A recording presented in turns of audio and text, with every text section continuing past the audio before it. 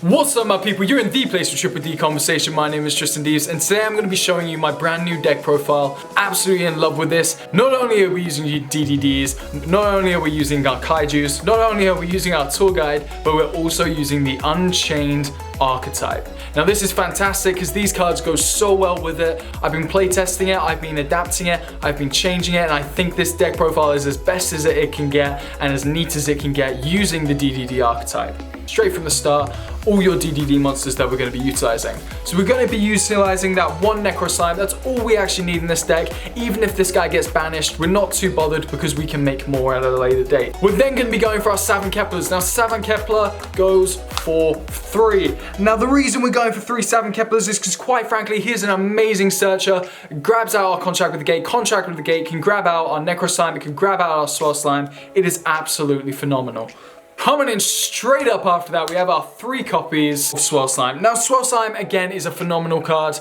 We've got the ability to fusion summon, but we also have the ability to special summon as well. So it's a fantastic card because it gives us more monsters on the field. Now, you guys are going to absolutely hate me because that's all the DDD monsters we're actually going to be utilizing. So instead, we're going to be going on to our Unchained. Now, Unchained Twins, they're absolutely phenomenal. The Unchained Twins Aruha, we're going to set a 3, and then we're going to go for a 2 for Unchained Twins Rakia, and then we're going to go for a 1 for Unchained Twins Sarama. Now, Sarama is a great revival piece, but I just can't see playing it in more than one because if you draw it, usually you've got a dead hand. Now for our tech pieces of our monsters, we're actually going to be utilizing the Tour Guide of the Unchained, which is what its name should be because we're literally summoning Unchained after Unchained. And we're not just going to the Shadow Realm this time, we're going to be going to the Spirit Realm, where we're going to be summoning the Malice and the Banishment whenever we want, because we can go into Cherubini, which is going to send these guys both to the grave, utilize them as recurring hand traps, and we basically have game from that. Yes, I said it, let's go.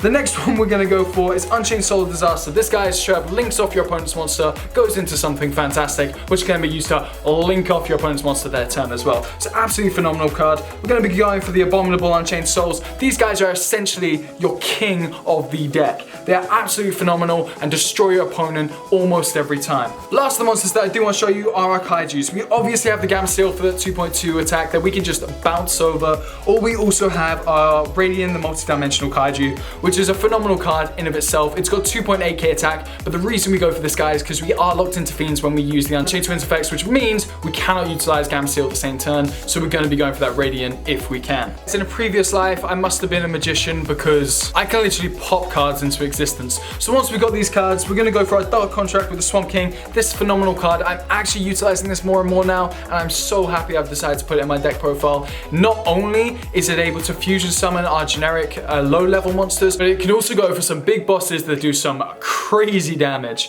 Now we also have our Dark Contract with the Gate. We're setting those at 3 as per usual. Dark Contract with the Gate is a phenomenal searcher. Now coming up next we have our Abominations Prison. I'm absolutely loving this card. Basically a Dark Contract with the Gate for the Unchained cards, making it a phenomenal card. But if you draw 2 of these, unlike the Dark Contract with the Gate, you're not going to be at a disadvantage because you could set one, search for Aruha on the other one, destroy this one, special summon Aruha, activating the second effect and actually special summoning a monster from your deck. That's an Unchained that does phenomenal damage and you could probably attack for game.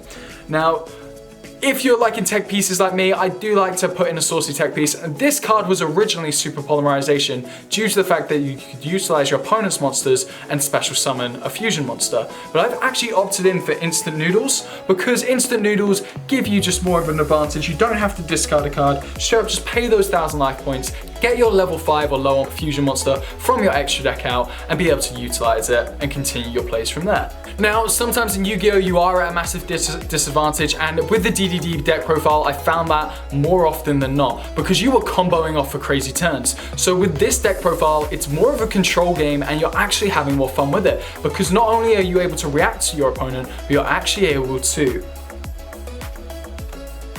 trap your opponent. And trapping your opponent is absolutely fantastic because straight up, Dark Contract the Witch, boom, You can utilize this, pop your own monsters, pop their monsters, whatever you want to do, and you will get an advantage. If you pop your monsters, you're going to special summon a monster. If you're popping theirs, you're getting a monster out of the way so you can attack over for gain.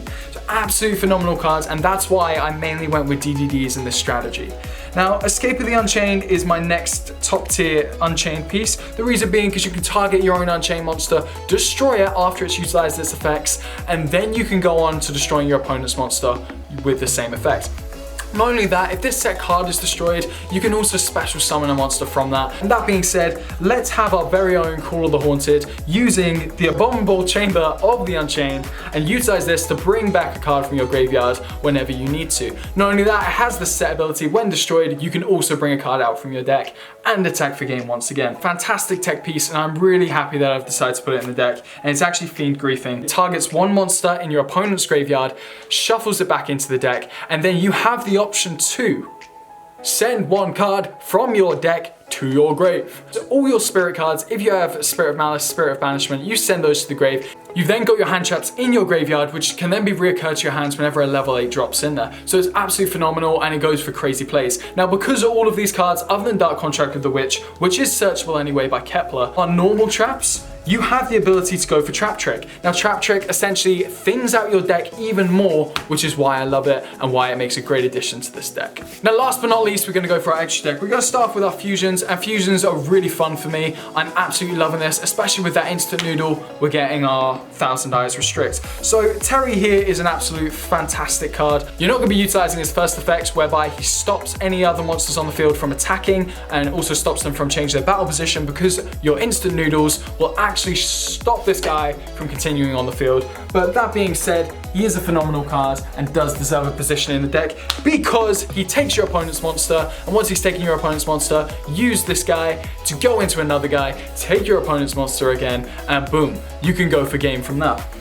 Now, I'm really loving my Flame King Genghis. This guy really needs no introduction and no explanation. You guys have seen this on the channel multiple times. We're obviously not running Lamia, so we're not going to be going into our synchros. But this guy, again, great starter, especially when you're going for your Xyz plays. Now, before we jump onto Xyz, we've also got the DDD Super Doom King Purple Armageddon. Straight up, he targets one of your opponent's attack position monsters, destroys it, and also changes during the battle phase any monsters that have changed their attack back to their original attack. So I find that absolutely phenomenal because you will end up battling monsters with higher attack and you can still wipe them out.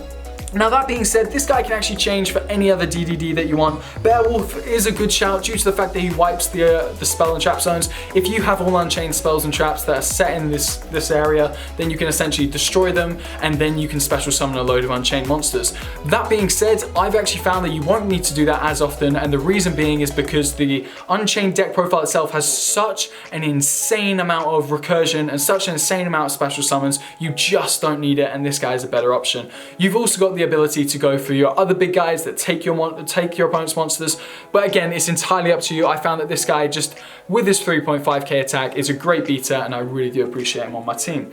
Now, these two are obviously going to go in to make your Wave Hiking Caesar. This guy gets back any of your Dark Contracts from your graveyard, so that's phenomenal in itself. So do these two when they go to the graveyard, but only if they've been sent to the graveyard normally and not when they're attached to your Wave Hiking Caesar.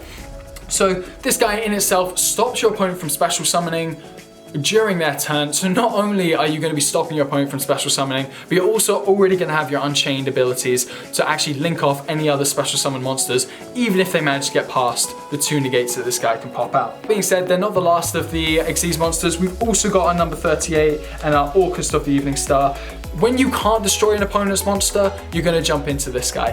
When you don't want your monsters being destroyed, you're going to jump into number 38. Now, these are ranks, they are not levels, so they cannot be utilized for your hand traps, but that doesn't matter, they are still absolutely fantastic.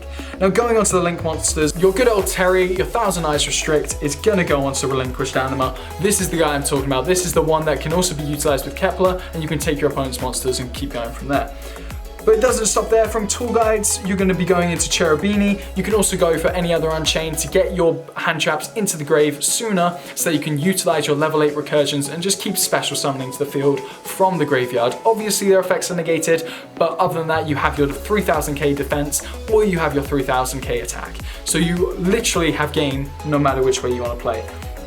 Now, in my eyes, I didn't originally see this being a problem for playing it at 2, but the more and more I played, the more and more I realized that Unchained Soul of Rage needs to be played at 3. Now, playing these at 3 actually means you can send your level 8s to the graveyard more consistently, because they're literally going to be going for these Unchained Soul of Rage constantly, so it's just going to be back and forth, and you're going to be able to keep summoning more monsters. Now, I've actually only got Unchained Soul of Anguish at 1. The reason being is because I wanted to fit in a Nightmare Unicorn, and the Nightmare Unicorn is just a great send back to the deck when an opponent's monster can't be destroyed. The only downside to this guy is that he targets, and that is why I actually might want to remove him in the future, but other than that, phenomenal card, and he really does do bits in this deck profile. Now, the last card I do have, and I would have loved to have it, Access Code Talker, but just due to the fact that you want to be destroying your own cards, I actually find that Unchained Abomination is a fantastic piece to have in, very easy to get out, and it gives them something they have to deal with. So, and that's my deck profile for you guys today. I hope you guys liked it. I can obviously give you a side deck if need be. So the side deck for me, it goes for either completely Unchained, either completely DDD, or either completely Spell Trap Negates, or stuff like that. But it's completely your decision what you want to go for. At the end of the day, it is just Yu-Gi-Oh! It is just a card game, but take it as seriously as you motherfucking can. That being said, guys, hope you've had a great day, and I'll see you in the next one.